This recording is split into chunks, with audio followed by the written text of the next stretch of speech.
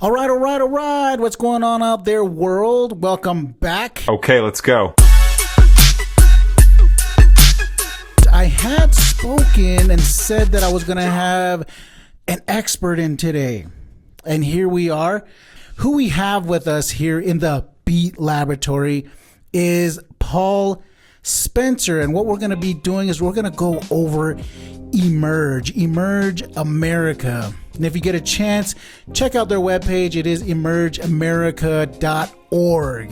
Yes, sir. And I really didn't know anything about Emerge until I had met Paul, and until recently with these bills that have been sponsored and these bills that have been voted upon, I didn't really understand or know how much of an influence they had on some of these things. So I know all of you are probably the same as I am and don't really know what Emerge is. So what I'm going to do here is I am going to give you guys a little bit of Emerge 101 here. There's an organization here quietly shaping who gets into political power. And most people haven't heard of it, just like me and probably like you. And it's called Emerge America. And here's the part that should get your attention. If you are a man, you're not allowed in this club. You know, you cannot join this club unless you're non-binary, right? Which is kind of funny to me because I feel like you're using discrimination to fight discrimination, which is kind of a hypocrisy, if you ask me. Emerge does is they are a candidate training pipeline, and they receive an immense amount of funding to train Democrat females or non-binary individuals. Yeah, some of their sponsors are like Hillary Clinton back in 2016, and a lot of her New World Order people, you know, that she runs around with, were big sponsors of the Emerge America project. So, you know, it goes all the way back to 2002, where Kamala Harris was one of the leading Emerge alumni candidates, and you know, we saw how far she made it all the way up to vice president. So they're doing, it's an excellent program, a training program, and the way they have it structured, and we do need on our side to be able to implement that on our side as well. But it's the hidden money, the different things that they're doing, the bad bills that they're putting through that are shifting the powers away from the American people, we the people, the republic form of government, to the new world order, the United Nations Sustainable Development Goals. Yeah, so you guys out there, hold on to that word, all right? New World Order, because we are going to get into that. And you heard when we are name dropping, you know, Kamala Harris is an alumni of Emerge, and I bet you that a lot of you guys didn't know that. In my research, I also came across some well-known names here in New Mexico that are also linked to Emerge. And one of those names is Deb Haaland. Melanie Stansbury. Yep. Yeah. Shannon Pinto. It's some of these names that are listed here, and if you want, you can go onto their website, emergeamerica.org, and you can see the candidates that are linked here in New Mexico. It actually gives you the option to look at the legislators, the candidates, and past and present office holders that are linked to Emerge. So, Paul, let's get into this whole New World Order thing, because I know, probably like a lot of my audience out there, when you hear New World Order, you think of the WWE. Is that what we're speaking about? The World Economic Forum. Yes. I was thinking wrestling, you know, back in the day, you know, back in the day, that was, I was really into wrestling. And so every time I hear New World Order, I think of that. WWE. Yeah, yeah. Yes, yes. Yeah, well, it's it's WEF now, World Oh, Economic Forum. Okay, all right. Yeah. All right. Brought to you by United Nations. I see. And so this New World Order, let's talk about their goals here. Well, there's 17 of them, and they call them the Sustainable Development Goals. And a lot of the bills that we're seeing passed by the Emerge Alumni candidates, who then make it into elected officials, are passing these Sustainable Development Goals. And like I said, it's like the New World Governance. And this is not just happening here in America. We've seen this in history in Georgia, Ukraine, Kyrgyzstan, Belarus. And this is paid for by, I'm not sure if you guys knew this, but the National Endowment for Democracy, which just got reinstated, a bunch of money to continue these programs, but they also organized women's groups like Emerge to topple their regime. So is that what we see here? Is that their ultimate end goal? I don't know the answer to that, but it sure appears that way when we are passing laws and rules and regulations that are not based on the values of the United States of America, but on these equity and resiliency and these sustainable development goals that we see under the environmental social governance brought to you by the World Economic Forum, Klaus Schwab, George Soros, and a lot of those elites that are running these corporations throughout the world that seem to have a grip on our way of government here in America now through the decades, that makes it impossible for our communities to be able to even afford their own rebuilding their own infrastructure with our own taxpayer money. So they have to create what's called a green bank, which is a world organization, NGO, to be able to loan us that money. So now we have to follow their rules, which are the rules that we see a lot of the Emerge alumni candidates sponsoring or co-sponsoring to regionalize government. So we see this centralization of government through the Emerge alumni programs. I see. So in hearing this, I equate a lot of this to loss of individual rights, loss of individual freedom, a real loss of individuality. And I really want to point out that though we are talking about Emerge and how they fit into the whole world view, this has reached a point where this is right in our backyard, and it's not just in New Mexico. And you're right, it's not just here in New Mexico where this is taking place. It's taking place in all 50 states except for 5, and 26 of them, they're they dominate the states pretty well with getting their bills passed and getting their Emerge alumni graduates into office. Like here in New Mexico, they have a 70% win rate. And so we have that in a few other states as well. So yeah, it's a definitely concerning group to watch out for and to watch and observe the bills that they're pushing. Not just in New Mexico, it is. Yeah, so right here in the United States, like we had pointed out, Kamala Harris being one of the alumni. So this is happening in real time right here where they have people, and I've heard you speak of it before, Paul, experts that they overrule your own individual ability to make decisions about how you live your life. Well, it's bureaucracy, and so these experts are those who are bureaucrats who've been in these agencies for such a long time that they feel that they're the experts and that they know everything and that they have the answers to our problems. And so that's what Governor Michelle Lujan Grisham says, that we are going to solve the problems of the world through our agencies,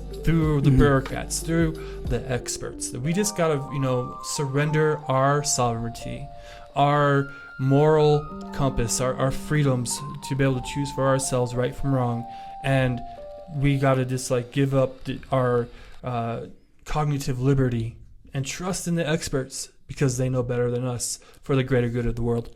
Yeah, one of the examples of this autonomy that we lost, a great example of that is what happened during COVID. Am I correct in drawing that kind of a comparison there? Yeah. I mean, they were the experts, right? They knew better, and nobody else, no matter what they got, shown to. Even President Trump was shown, hey, this works over here. Why don't we do this? And this, oh no, he doesn't know what he's talking about. Let's trust the experts. And then we see where we are now today with the evidence that's come forth finally. So yeah, it's the same thing. It's scare you into compliance. It's a Cloward and Piven strategy. Let's give you all these subsidies and then make you dependent on these subsidies, and then we'll threaten to take those away. And then as soon as we do that, you'll do what we say. I see. And so a lot of you guys out there that are watching this, I cannot express to you how important it is to really take a moment and go and research this group, emergeamerica.org, how they are connected to other organizations like that of, say, the Revolutionary Communists of America, and I do believe they have ties to other organizations, right? Yeah. Look, we're not losing our country by accident. We are watching it be remade quietly, legally, and with your taxpayer dollars through a web of nonprofits, elected officials, and ideological training programs that have been running for decades. This is not a conspiracy scheme. This is a pattern, and the pattern is now visible in every state.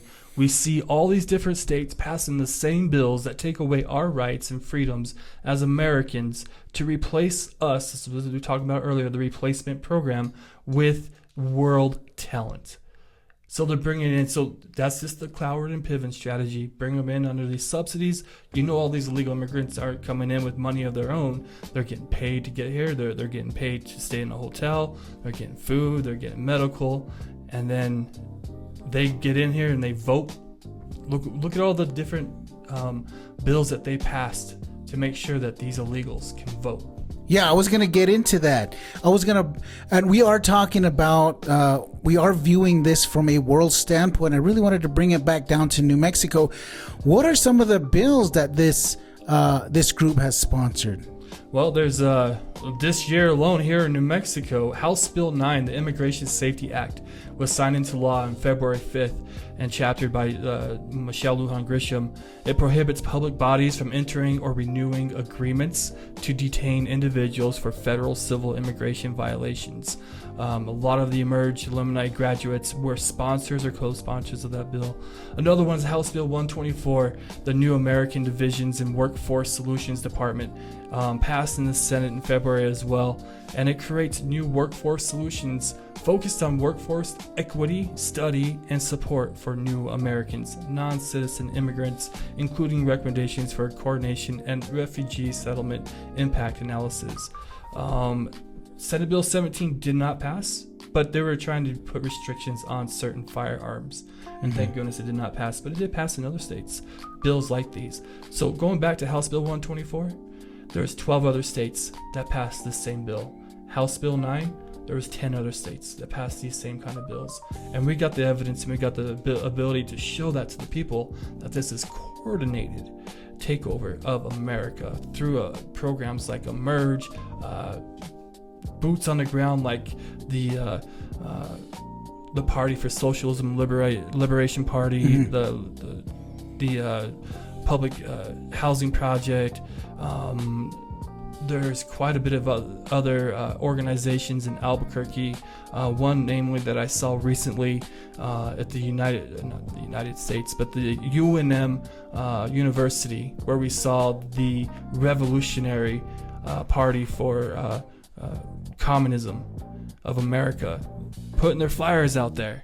And I hope you can. I don't want people really to but people need to be aware that they're teaching Marxism on that website, how to be a Marxist, claiming that the Republicans and the Democrats have failed them. I agree. We have failed to uphold the Constitution of the United States of America for decades, and our enemies, foreign and domestic, see that void and they see that gap, and they're Yeah. going to fill it with their candidates. Yeah, so those of you watching, you do know that I did a video on TikTok and also on YouTube, a longer version of it. I did talk about the Revolutionary Communists of America, and a lot of these groups that you're mentioning, they are big on campus, right? Yeah. UNM, Albuquerque. So pay attention to the things that are going on in your local campus.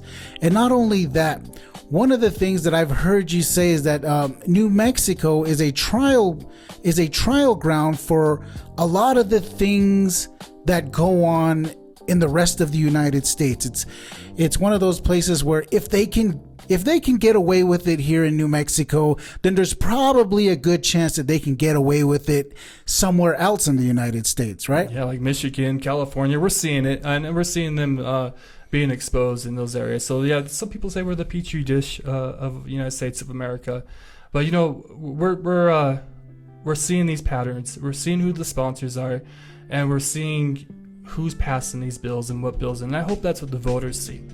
They see these Emerge alumni graduates for who they are, the bills that they're getting behind, co-sponsoring or sponsoring, and then we're seeing who are the sponsors and the donors of these non-government organizations that are going back there behind these Emerge candidates and knocking on doors for them, getting paid for their services of knocking doors to sway and indoctrinate the people in those communities with their Marxist The world order. ideologies. So who are the experts? Who are the people who have all the time and experience in these different fields of different agencies that the government has right now, that it's pretty much controlling Congress and controlling our governments here at the local level, because they always go off of what these agencies recommend, and those are the experts. So what they're saying is, well, the general public don't really understand what's in their best interest or what's good for them. So for the better good of the people, we need to surrender our moral freedoms and our liberty, our cognitive liberty, our ability to choose for ourselves, because for the greater good of the people, we just need to trust what the experts say.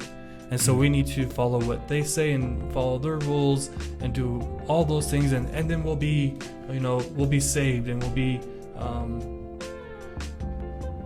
So when you're explaining all of this, one of the things that pops out in my mind is it kind of describes what happened during COVID.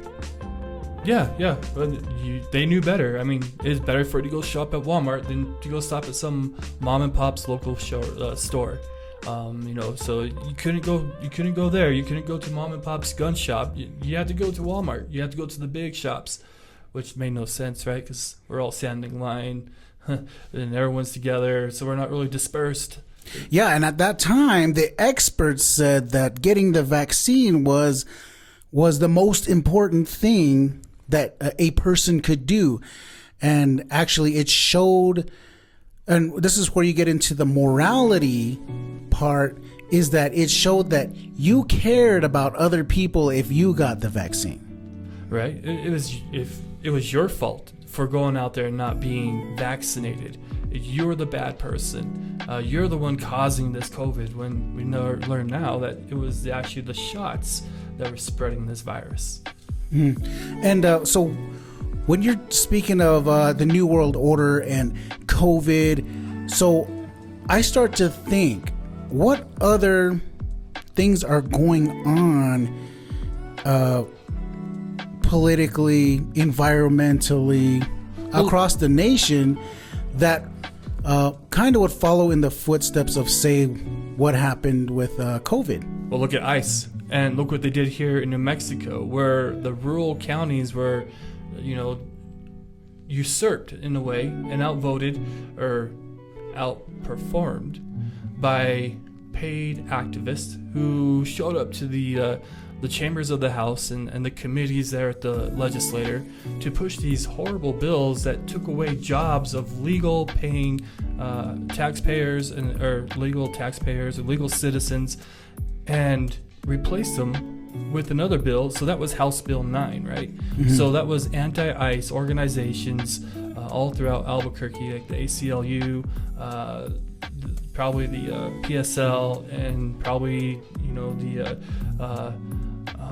Revolutionary Communist Party people, all those people, you know, that are about socialism and liberation and communism, were showing up to these legislators and supporting the Emerge candidates, who, again, you know, their focus, their end goal is expert state for rules, regulations, and statutes that promote equity and resiliency.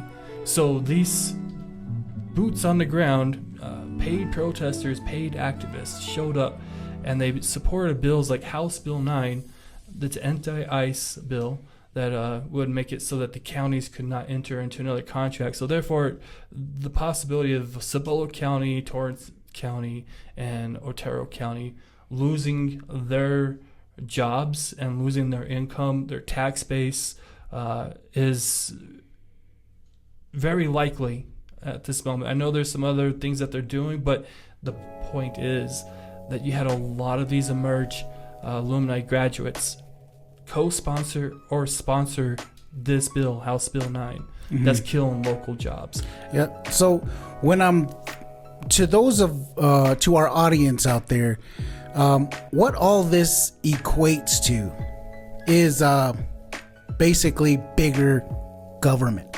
So a lot of this is taking a lot of decision making, a lot of your livelihood, and the decisions that you make for your livelihood, it takes it out of your hands and it puts it into the hands of the government.